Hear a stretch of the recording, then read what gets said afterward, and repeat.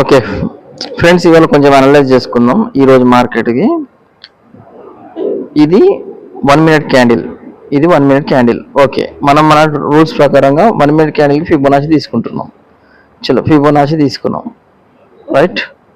Next Fibonacci తీసుకున్న తర్వాత 50% గారు రాలేదు.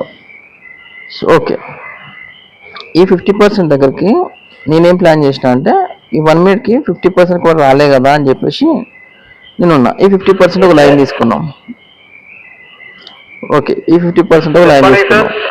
అయితే 50% తర్వాత మళ్ళీ మన సపోర్ట్ అండ్ రెసిస్టెన్స్ ఇది ఉంటాయి కదా, ఇది ఉండే. నాకు అనిపించింది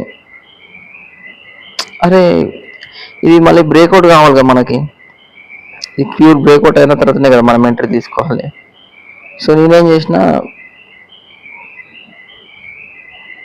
ఇక్కడ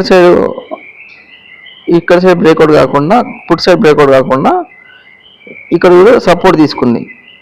నేను సపోర్ట్ తీసుకున్నందుకు నేను ఇక్కడ ఎంట్రీ తీసుకున్నా. ఎంట్రీ తీసుకున్న తర్వాత ఇది బ్రేక్అవుట్ అయిందండి. ఈ బ్రేక్అవుట్ కాగానే నాకు డౌట్ వచ్చేసింది. ఎప్పుడైనా మనం అనుకున్నది బ్రేక్అవుట్ అయితే ఎగ్జిట్ అయిపోవాలి.